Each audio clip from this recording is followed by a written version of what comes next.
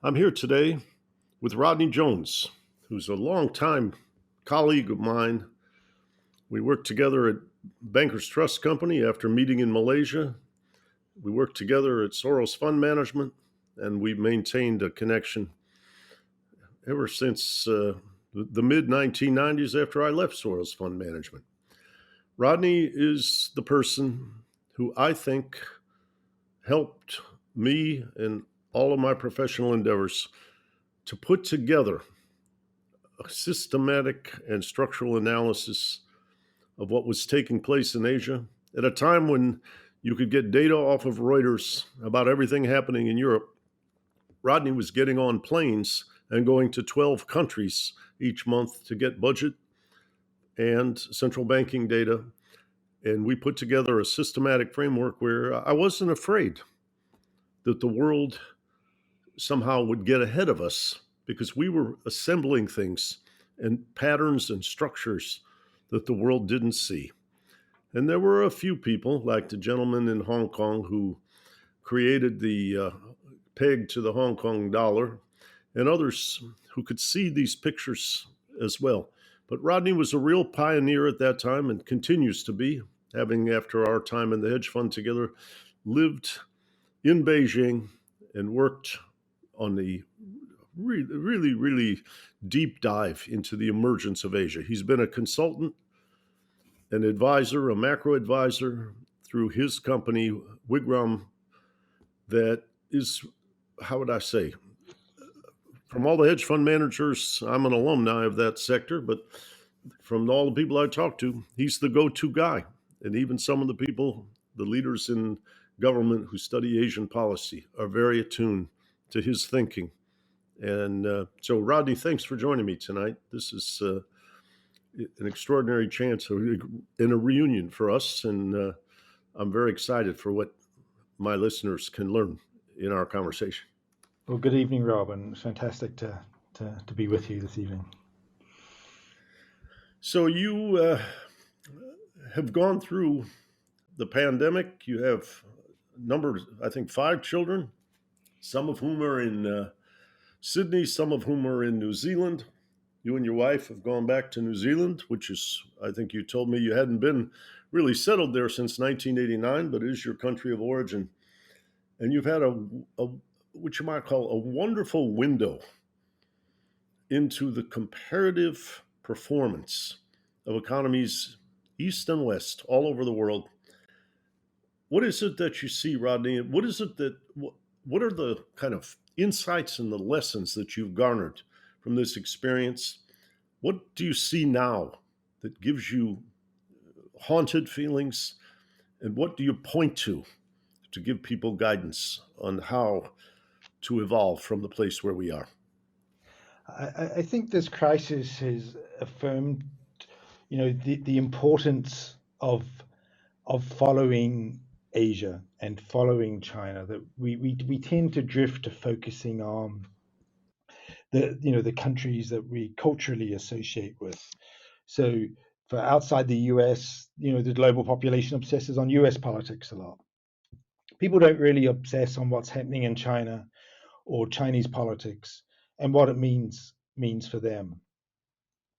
And I think what happened over the last 12 months, I mean, there's a lot to go forward, both looking forward, go over, both looking backwards and looking forward. But if we can look back for a moment, because today it's almost 12 months since this whole pandemic began. It was really the 20th of January when this began. The 20th of January, where this began, where Wuhan went into lockdown, and that was the moment. We'd had SARS-1, and what Asian governments and people in Asia took out of SARS-1 is we got lucky. I was living in Hong Kong at the time, and I heard from a friend who was a doctor on the front line in Hong Kong hospitals that SARS-1 may have been airborne. And at that point, I left with my family. It happened that my grandfather had been a medic in World War One in the Spanish flu, and he lived till just shy of 100. And I'd heard from him in his later life the stories about the Spanish flu, and always understood a pandemic could come again. With SARS, we got lucky, and but different countries took different conclusions from that. In the West, people thought, well, this just shows coronaviruses are not that bad. We don't need to worry. They come and they go. The response in Asia was we got lucky, and this can happen again. And when it happens again, it could be worse. And that's what panned out. And I think that started the difference in response right from day one between Asia and the West. And that's why we've seen a much kind of better performance either in terms of containing the virus or elimination in the Asia Pacific. Mm. And so your sense there, and I remember making an early podcast with Danny Kwa from Singapore, is that perhaps in part because of your own family history, but also from the lessons of SARS in Asia, that that region of the world was more prepared to proactively address the challenge? Yeah, and I think well, there's two things that happened, and I was fortunate in that the New Zealand government and key ministers and Prime Minister herself was very responsive to this message. One was the generation time with a SARS type virus is longer. You have a week where you can intervene between someone is infectious and infects somebody, and they show symptoms and infect someone else. That gives you a lot of time to intervene. And the other thing we saw watching the Chinese data, and my team was monitoring data from I think 250 cities across China from about the 20th of January. And we were watching the cases build in these cities and the speed with which, and we were able to use some models to estimate the R value and realize what we were dealing with was much worse than we'd seen with SARS. And then from that, when they went into lockdown, while there's issues around the data in China in the lockdown and how cities stopped reporting data, we could still tell by March that lockdowns were effective. And having been a critic of lockdowns, I became kind of a convert. Because the point of a lockdown, stop mobility, stop moving, mobility is the vector, and you contain the virus, but with the intention of eliminating it. And across Asia, we've seen countries, eliminate it. You then have another outbreak. You chase it down. You contain it. You eliminate it. And China, for all their faults, and their faults were in January not in coming clean and recognizing the severity of the risk. And then in February, kind of manipulating the data and not conveying the full risk. If you've watched carefully what China did, you've seen that their approach has been successful. And the argument is in free societies, you can't do that. But if you have political leaders who communicate, you tell the story, the countries in the Asia Pacific, and it's just not New Zealand, it's Australia, it's Vietnam, it's Singapore, Korea has contained it. So it's across the Asia Pacific. We've seen relative success in kind of containing it. And that takes political leadership, communication, and creating the conditions for buy-in.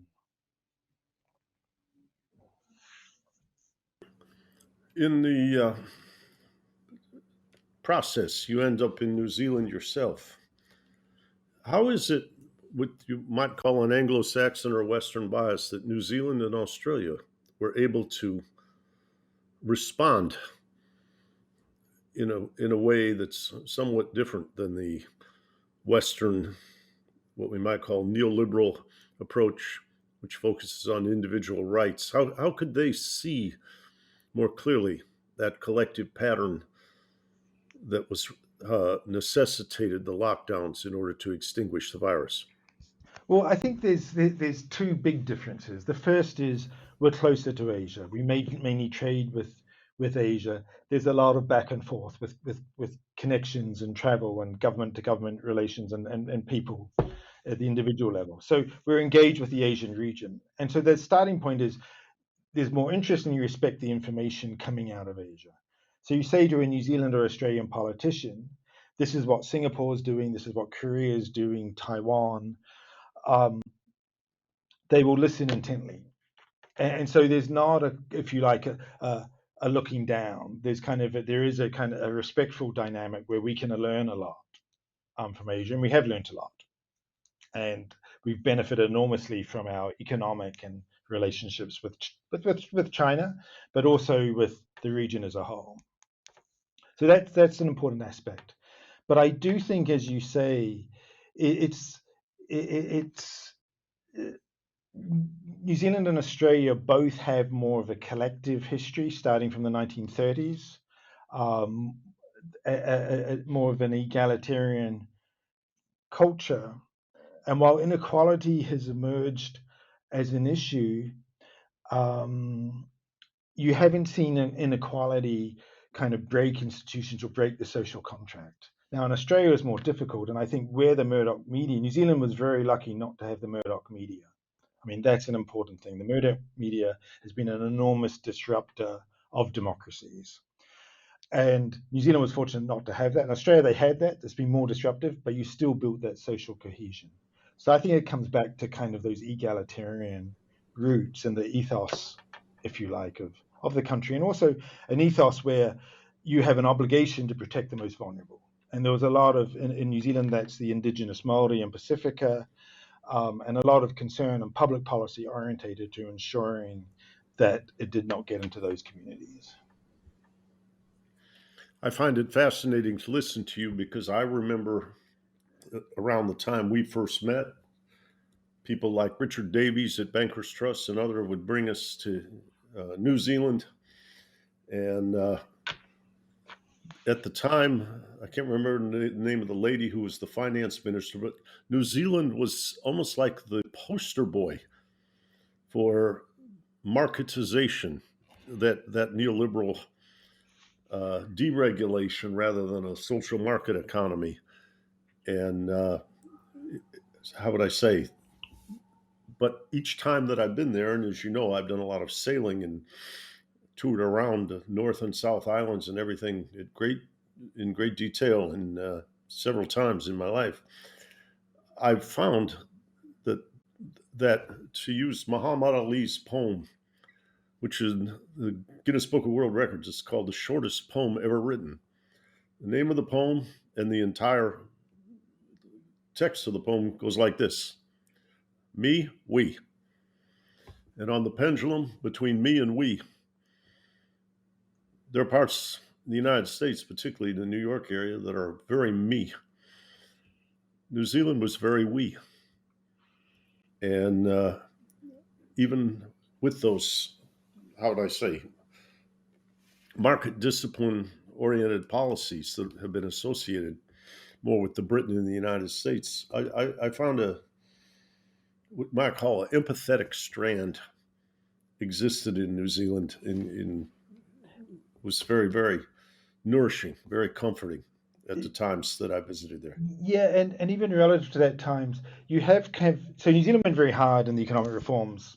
New Zealand was a little bit, was close to an East European model in some ways, highly regulated, restricted economy. Then had that big opening up in the 1980s, and reforms were far-reaching and went too far, and you kind of had the pendulum swung back, and you had a repudiation of that, and you had a swing against kind of neoliberal. And so the government since then, to move to an MMP system, the governments since then have been very centrist. And so you didn't carry on down that neoliberal track, if you like.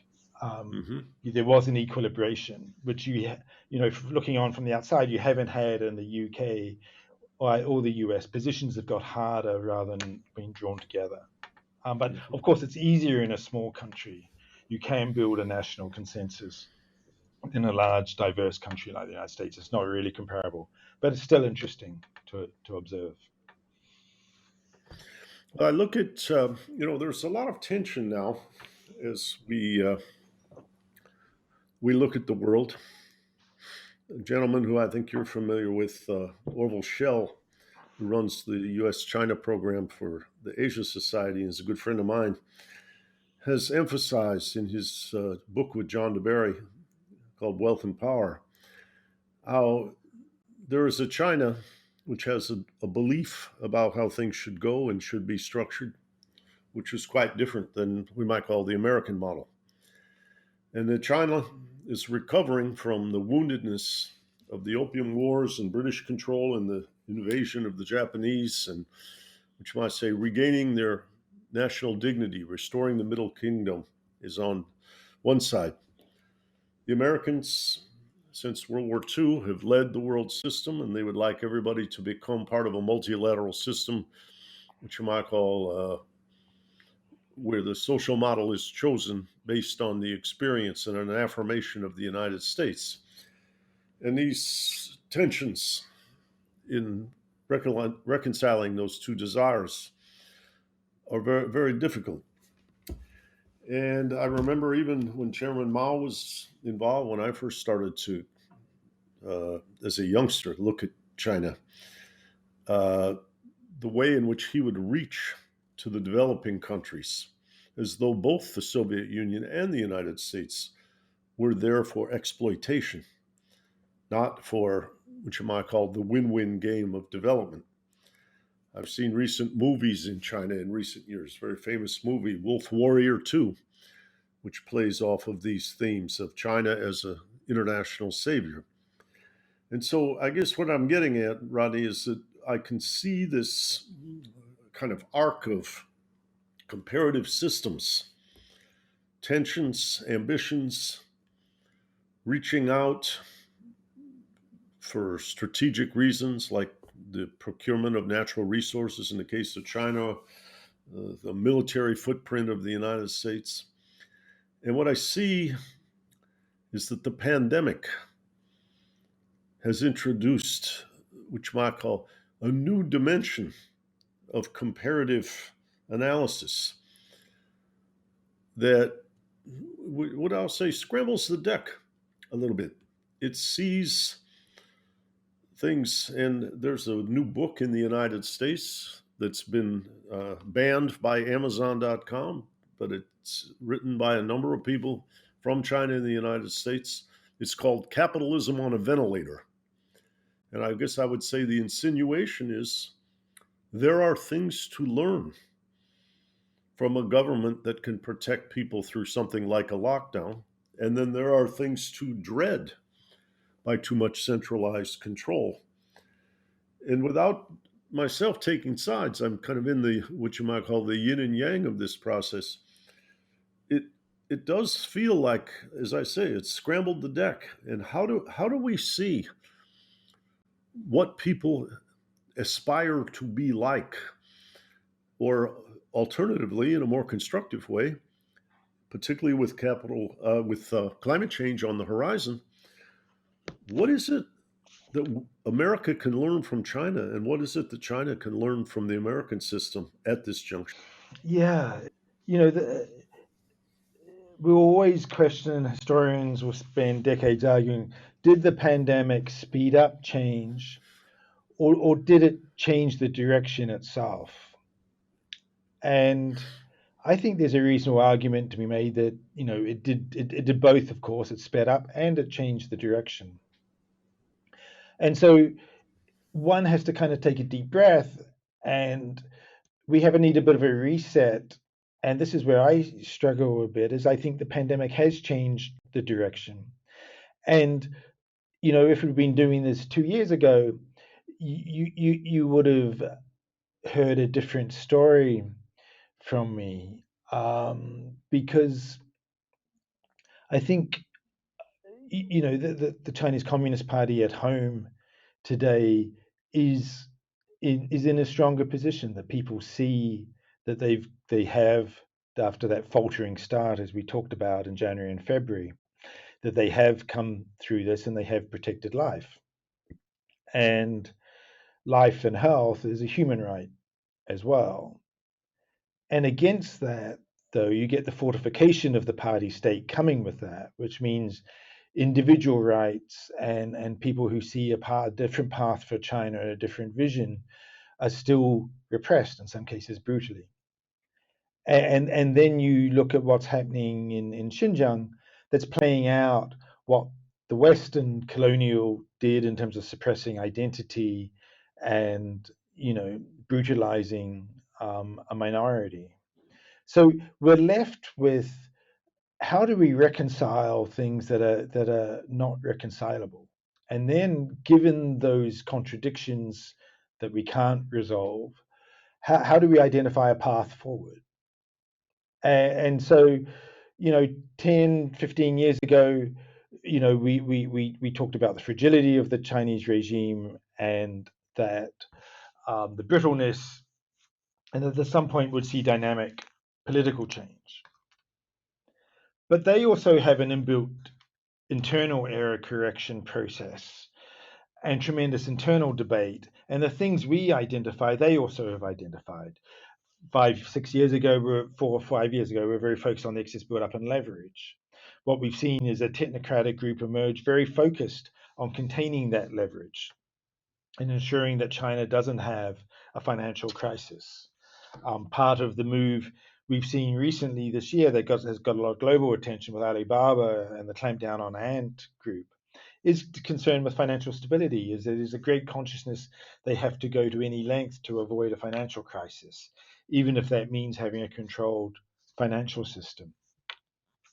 And so as we look at that path ahead, particularly with the Western crisis, and I do think if the West had not been in crisis for so long, and we had normal interest rates, 5 or 6% interest rates, Fed funds rate at that, I think China would be more difficult. There's soft budget constraints in China where they need very low rates to manage. Well, they've got that through the Western failure. And so how do we reconcile this, and how do we create and understand what the future may look like?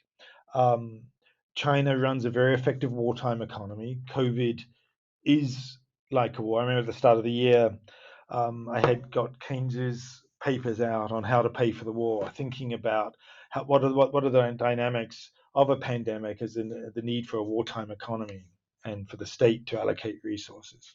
Well, that's what China's done effectively. And it's propelled them forward. They will grow very rapidly this year. Some people express concern, like Michael Pattis expresses concern about the lack of consumption.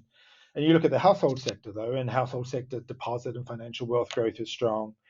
We keep waiting for the property market to crash, but the property market is strong. And so you're left with quite this complex picture that's more nuanced than we expected, and where black and white views just don't work very well. So let me ask you. I look at the situation, and my tendency is to see the magnetic attraction of emotion, wanting people to have what you might call discrete right and wrong, black and white. But my intuition is everything is about shades of gray. To use an analogy, in the United States,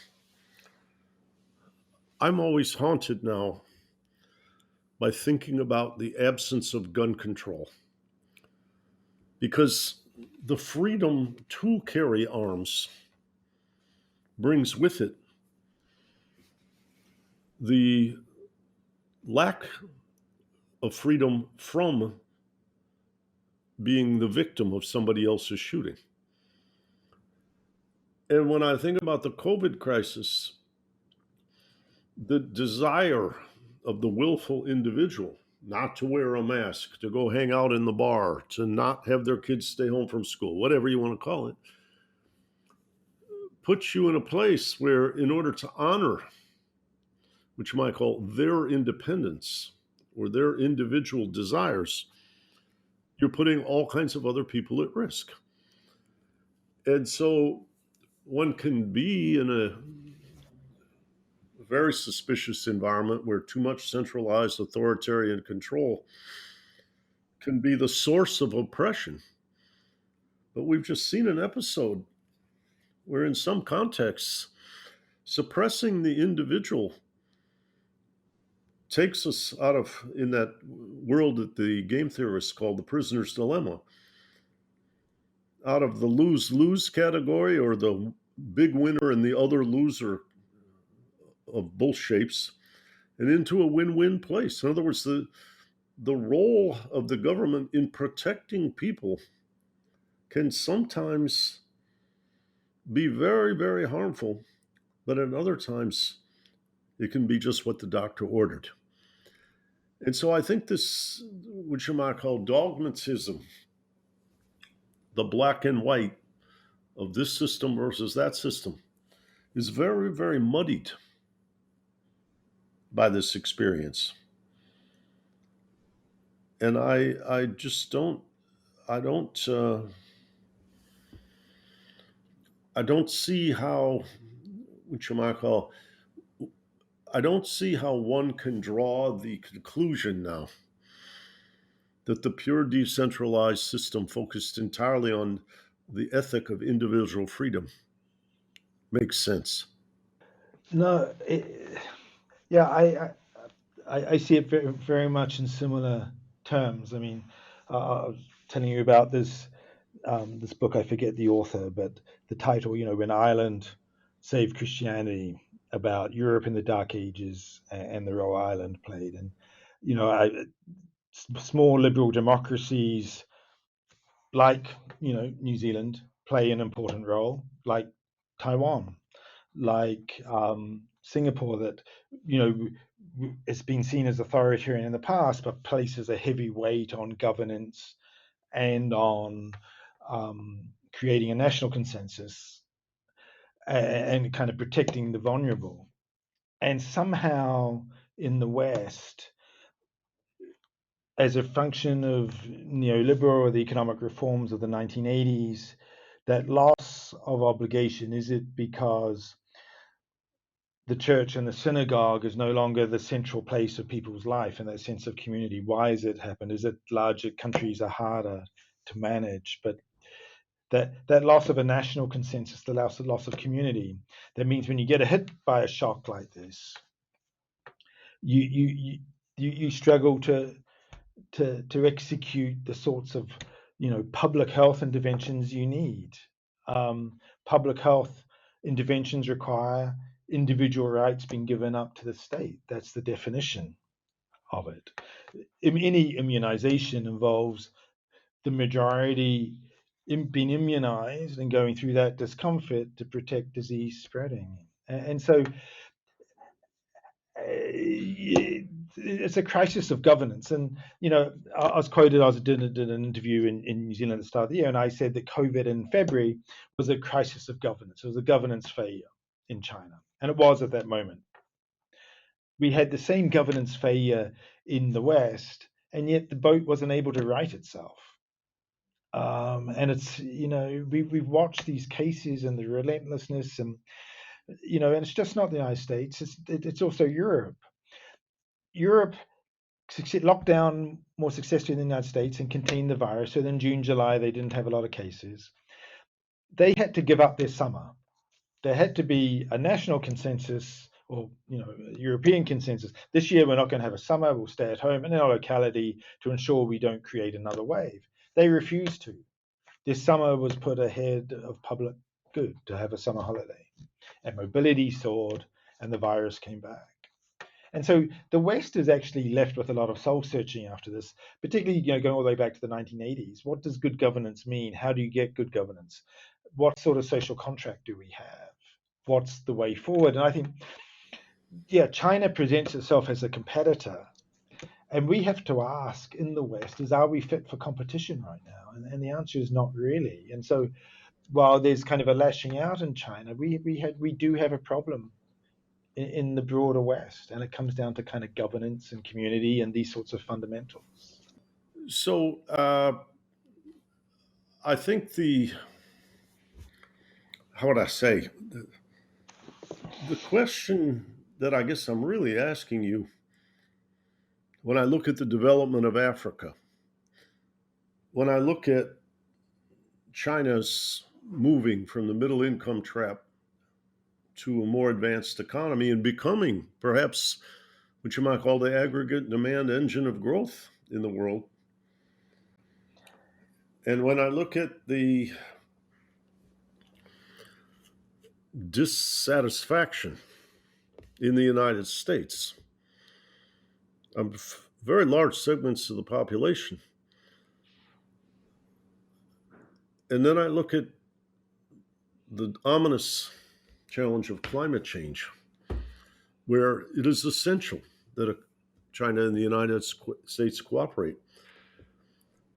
How are we going to, what you might call, put all these ingredients in the drink and quench our thirst? Yeah, and particularly with climate change where you look forward. So I'll tell you what worries me. I mean, what worries us with the West is clear. But what's the concern with China? And my question with China is, has Xi Jinping, by doing away with term limits, may create a more effective governance right now? But as we go into the third term and the fourth term, has he undermined something vital? I mean, what we've seen, with the President Suharto in Indonesia, to use an Asian example, when he was with his contemporaries, he made good decisions. You had people around him who could give him that feedback. Even someone like Lee Kuan Yew in Singapore was at his most vibrant when he was with his contemporaries. People like Goh Keng Swee could go into him and tell him he was being stupid and he was making a mistake. They could speak freely to him. What happens when Xi Jinping, by the time he goes into the next term, he leaves his contemporaries behind? Someone like Liu He, who's been an incredibly effective economic technocrat this term, is probably going to retire. We'll have a new central bank governor. Yi Gang will move on at some point. And then Xi Jinping goes into his third and fourth term. What does that look like? We know from history that creates issues. And so China right now is riding high, but we can't take that for granted either. And the balance can shift. Right now, the US is on the low and China is ascendant, but this is a bit of a seesaw, and that balance will change. And then with that shifting balance, how do we ensure progress towards climate? China's economic model relies very much on this heavy industrial infrastructure investment, property, high carbon emissions. They've got one of the most carbon intensive economy in human history right now, forgetting the historical legacy and the contributions to carbon, the balance, if you like, historically from the West. Right now, China is the major contributor, and their economic system is a carbon intensive economic system. How do they transition away from that? And at the same time, when they have a lot of debt and demographics. And so we've got really quite big challenges in the longer term, looking out here in both the US and China, and then the rest of the world, the sorts of governance issues we're seeing in Europe over vaccines. Is that a warning sign and as well?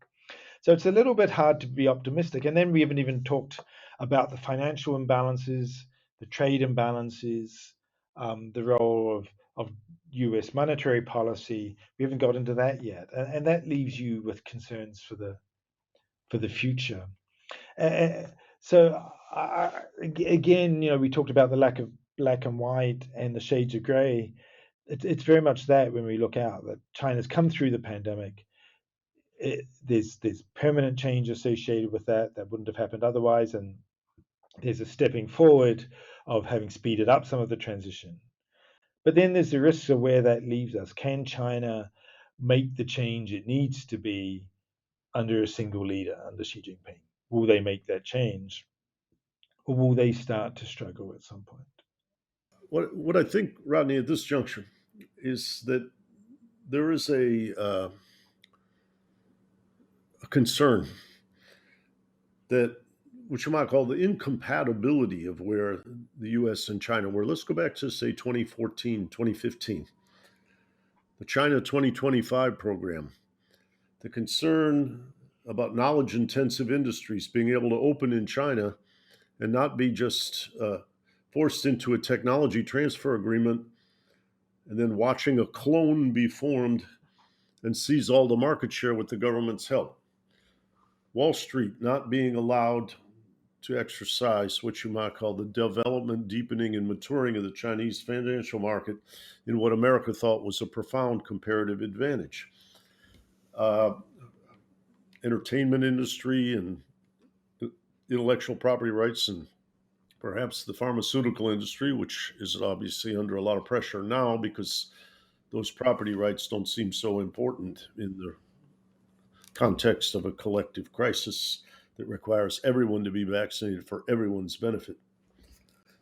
But I look at this tension and I look at the turn inward by China, and I'm trying to understand essentially how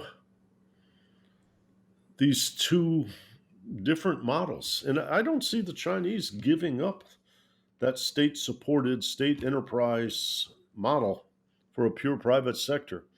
I see many in the West terrified of companies like Huawei, who they think will get large economies of scale at home from having a protected market and cross subsidize gaining market share around the rest of the world. And you can see, which you might call, just in a pure commercial sense, this deterioration of compatibility.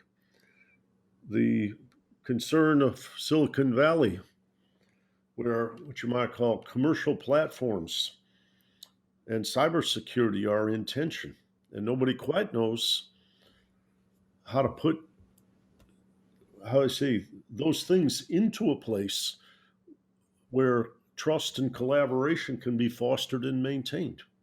Hackers can say they're from Saskatchewan, say, let's say that's where they are. They can say they're from New York and attacking Shanghai. Hackers in Armenia can say they're from Beijing and attacking Washington, D.C.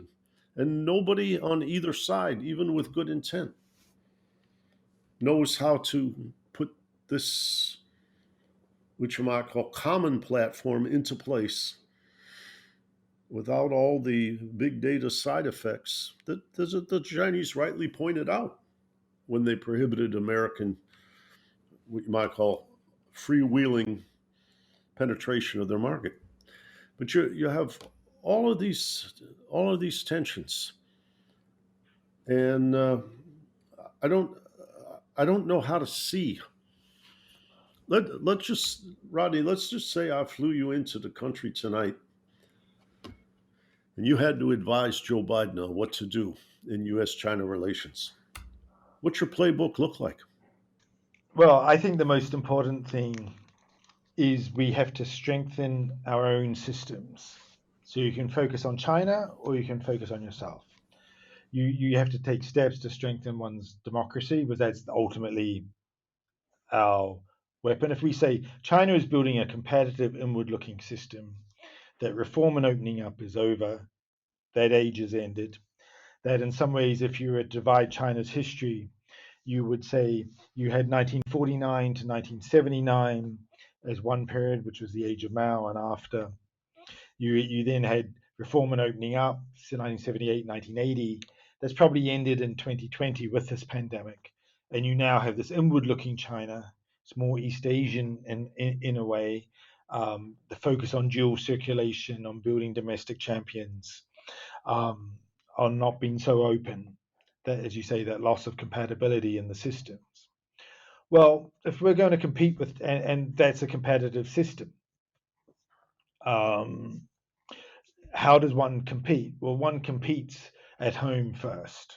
If you're a small economy like New Zealand, small liberal democracy, it means making sure that your democracy is strong and you're not subject to foreign influence, and that people are free at home. For the United States, it would be the same advice. The way to compete with China is to strengthen at home and do the reforms and changes that are required, because this is now going to be a marathon. That there's been risks along the way. China could have had a debt crisis. They could have had a financial crisis. There could have been a different leader to Xi Jinping. That hasn't happened. We are where we are, and China is a capable competitor. I think there's an inconsistency in the US attitude, and this is maybe a good segue into that, is the codependence of this relationship, the role that the Federal Reserve has. In my view, U.S. monetary policy has been a tremendous enabler, part of the rise of China, and this provided tremendous sustenance to the Chinese Communist Party. The idea we had in the 80s is that with economic liberalization, we'd have a more volatile business cycle. And that's the way that resources would move, and you'd maintain productivity growth and maintain efficiency. You had to protect the most vulnerable through unemployment benefits and fiscal policy. But a volatile business and financial cycle was part of the life of a more dynamic economy. What we've had, it started with Greenspan in 87, and then saving LTCM in 98, and then the bursting of the dot-com bubble. That monetary policy always been used to fortify financial markets. That's had then, and a counterpoint to that is East Asia started running these persistent surpluses, and you basically have U.S. financial policy meets Asian and largely now Chinese export policy, and so we have these financial imbalances and real imbalances in terms of goods in the current account deficit. How are we going to do this? What sort of system is this? How can you have a system you're competitive with and then a system that you're codependent on? And that every time there's a shock, the Federal Reserve steps in to bail out domestic actors, but also in doing so enables the Chinese system. I mean, the Chinese economic system is built on a web of self-budget constraints. It's a socialist market economy. The socialist part relies on low interest rates to carry those non-performing assets, like, if you like, forward. It's both a dynamic economy, as you've talked about, in the tech sector, in the household sector, the use of IT, the payment system, and it's also got these ossified state-owned enterprises that are sustained by very low rates and lots of credit. So again, that's what troubles me. In some ways, I look at the current system, the large current account deficits, the enormous financial flows, the role of the Federal Reserve in kind of enabling the system. Whenever there's a point of stress in the Chinese system, because that makes a stress in global financial markets, the Federal Reserve then steps in to support financial markets, like we saw in 2015. And so that emphasis on always saving financial markets is also an enabler of the Chinese system. But with the self-interest in the US to preserve this, it's not clear to me how you resolve it. It's a lot of, if you like, the criticism we've had of China, the shift in thinking about China has happened in a geopolitical mindset or geopolitical framework. The economics is not tied in, and that codependence in kind of the financial and real economies. And can you achieve that separation? So if we just do a thought experiment and think about, well, how could it happen? To me, the only way it could happen would be if we do get inflation this cycle, and we get a change of mindset in the US, and a recognition that maybe this dollar system doesn't work ultimately to US advantages, given the role that the Federal Reserve has to always play in global, sustaining the global system. So that's my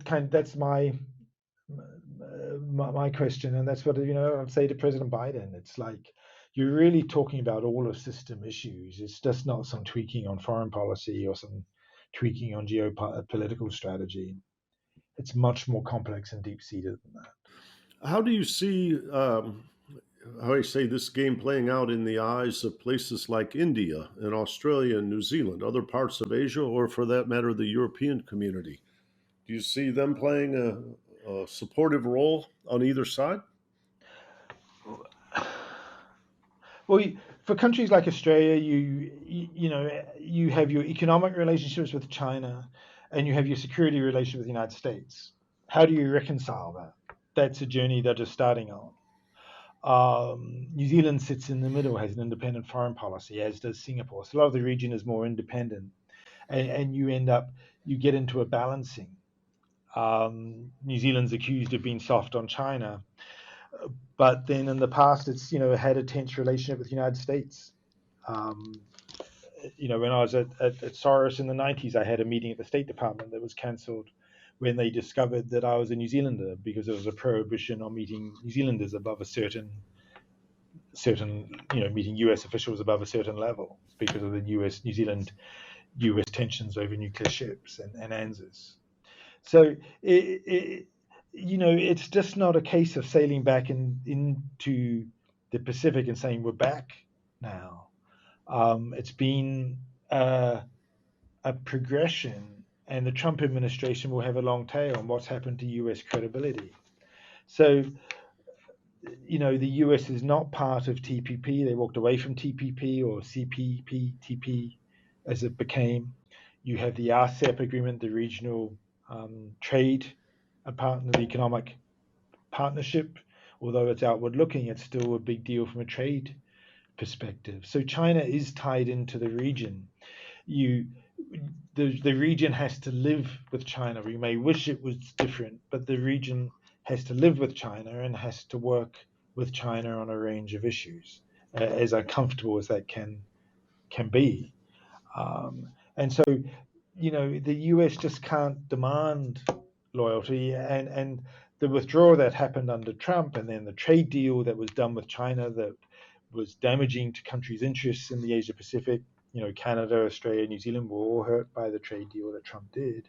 I mean, at the end of the day, Trump was still president of the United States. It was the United States government, and you just can't wish that away.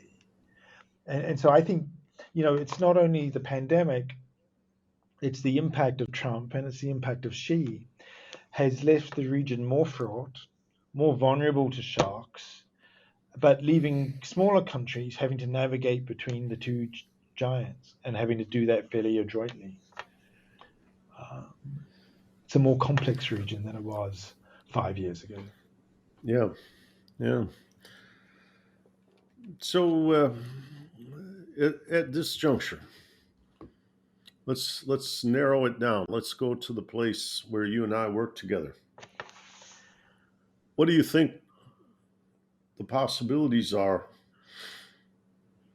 for Chinese stocks, bonds, the renminbi vis-a-vis the dollar? What kind of portfolio strategy would you overlay into all the cross currents and tensions that we've been exploring? Well, I would say that China has made that transition as a large economy. It's like Germany or Japan in the 60s or 70s has made that transition. It's running a structural surplus. Its current account surplus, is 2% of GDP. The IMF is assuming that it narrows.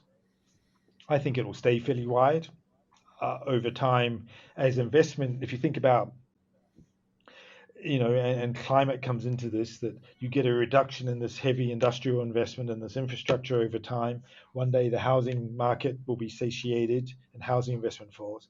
That tends to be associated with larger surpluses. I mean, yes, the savings rate is generated domestically, but they also have a trade surplus. Their goods and services balance is running at $50 billion a month. Significant surplus that's growing as the US deficit grows. And so, to me, there's echoes of Japan in the 1980s. Large surplus. They've started accumulating reserves again. The RMB is a store of value right now. The currency gives you, government bond yields are 3%. They've come through the pandemic. The rest of the world will still be hamstrung in 21. China will grow 8 to 9% this year. And then there's a certain amount of momentum. When I look at the Chinese economic data, there's a sense where that in a way the pandemic broke. China was kind of in this deflationary funk. It was growing more slowly. Somehow the pandemic has put it on a different growth path. We'll see how long that lasts. But for now, there seems to be considerable momentum. And so there's kind of a sweet spot here where the currency is under significant pressure to appreciate. The central bank is now intervening to stop that. But as they do that, they create liquidity. And domestic assets are very attractive, both in terms of yield and then the stock market having been a laggard for most of the decade. And so again, it's international funds are going to be under pressure to invest in China, and for their fiduciary obligation, there's no reason they shouldn't. And so this is where we've ended up. You just can't reconcile all the irreconcilable pieces. That the outlook for China actually looks very positive. The corporate earnings is strong. The Asian cycle has been lifted. The one risk is what happens with technology, and does that impose a drag? If they're cut off from US technology in the medium term, what does that imply? So you can see risks further out. But the near term for 21, 22, 23 looks very positive. And again, that China's had the advantage. They've eliminated the virus. They've got the low rates and stimulus of elsewhere in the world that hasn't, and they're taking full advantage of that. Well, I guess I'll bring in a little piece of interesting evidence here.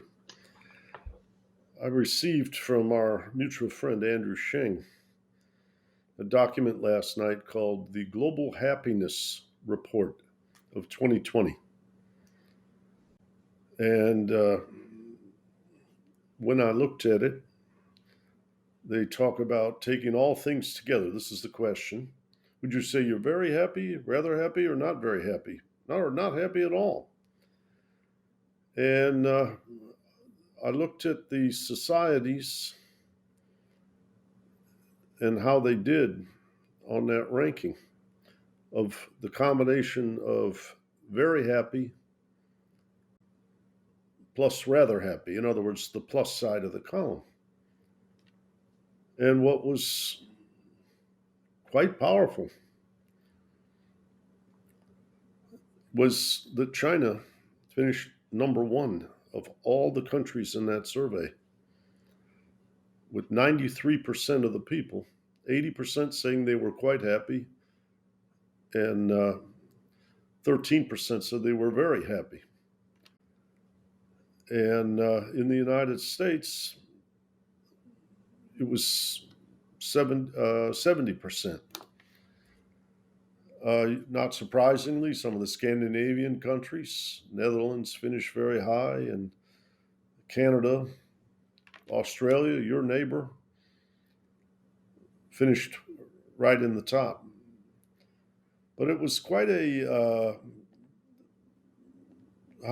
quite a noteworthy thing at this time of acute distress in the UK and the United States, to see data indicating that the Chinese people, how would I say, whatever the ominous contingent threats of their centralized government and its traditions, at this juncture appear to be a lot happier than most of the people in the West. Yeah, and I think there's two aspects. One, in a free society, in a society that's not free, you always have to be cautious interpreting the data. So you have to have that. That's an important caveat. But I think it comes down to public health as well, that people want to be free from disease and free from risk to their life. And the importance of delivering on that is critical. And the pandemic has showed us that if we knew what we knew today, maybe there'd be a consensus to eliminate the virus. But there was a strong argument back in March, when countries were going to lockdown, that you go into lockdown to eliminate the virus, just not to contain it. That there's no herd immunity. You can't seek herd immunity with the coronavirus because it will mutate too many times over and could create a monster. And China, despite that faltering start, of January and then February, eliminated the virus. And what you see in countries that have eliminated the virus is the populace recognizes that as a real achievement. And so why I would doubt, with the caveat I expressed, I think that's real in that sense. And that's why, the Chinese Communist Party now, and there's plenty of evidence of this, people are pretty proud of what they've achieved in a world that's fallen apart, so to speak. Yeah. Well, another indicator, they took two snapshots of what I'll call the delta between times. And the change since December of 2011 the Chinese people in those two categories, very happy and rather happy, uh, are up 15%. During that same window of time, the United States is down 15%. But perhaps more acute, based on our conversation tonight, more surgically zoomed in, is since June of 2019, 6 to 9 months before the pandemic, the Chinese people are up 11%, and the United States is down 9%. So I don't know how to, I don't want to pretend to be over the top in terms of understanding these things. And I don't think it's all a continental kind of thing, in the sense that the happiness in India is down 11% since 2019 and down 23% since 2011. But at any rate, how would I say? I just raised those statistics because it's food for thought. Yeah, I think the takeaway from that, you know, food for thought, is this notion that it is a competition, and we are now in a competition. It's different to the Cold War. It's different with the Soviet Union, and we have to rise, to that challenge, and that means rethinking the way we do things. Now, as an outsider looking at the US, it's hard to see that happening, and so that's where, I think we face quite a difficult path ahead. But at the same time, and this is the inconsistency, economically, once we're through the pandemic, it'll probably, we'll bounce back pretty fast. But there is real scarring, and there's kind of trauma from this experience, that China on the whole has been protected from. There are real and sustained gains from having eliminated the virus. Well, Rodney, I don't know if you have any concluding or thoughts that we haven't explored. But I do want you to tell our listeners where they can find your work. How can they subscribe to your? Yeah, so we've got some things on the go. We're really, I've tended to work with a smaller group, but it's important that higher quality work be shared. So we'll be looking at things for that over the next 12 months, making some of our work more publicly available, particularly the key thought pieces, because we need to disseminate.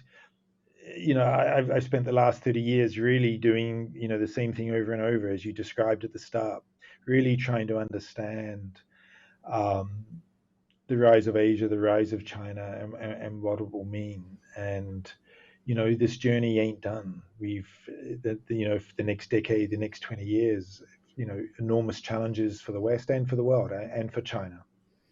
So we will be, I can't give you an answer to that today, but we'll certainly be looking for ways to really disseminate our work more widely and share what we do, because these are big issues, and they're going to remain with us. And as we've said in this discussion, there's no black and white, it's shades of gray, and how do we navigate this really quite complex path? Well, all I can say is I've been very fortunate, going back to that day when I walked into a brokerage in Malaysia and met you, and the sensitivity and nuance and intensity and unyielding nature of your mind and your efforts is something I would welcome becoming part of what I'll call the global public good. I've certainly made money from your insights. I know the people at the various hedge funds like Soros Fund Management, Moore Capital Management, and others where I've worked have always benefited from your just fiercely independent and very creative style. So if it is infused in the understanding of public policy, so much the better. But you have been a tremendous beacon of insight in how do I say, also inspired and nourished my curiosity about Asia. So thank you Well, for thank all you that you've for done. If you know where you think you might be going, I'll be standing there cheering and encouraging people to get on board with me. Well, thank you, and I've enjoyed tonight's discussion. It's every opportunity to talk and think about the paths and future with you is always a privilege. Well, we'll wait a few months. We'll watch how the Biden people come out of the blocks, and maybe we'll do another session. And next time you flag something that seems acute or interesting, we can come back on and talk to the listeners again. Thank you very much. Thank you. Have a good night. And check out more from the Institute for New Economic Thinking at ineteconomics.org.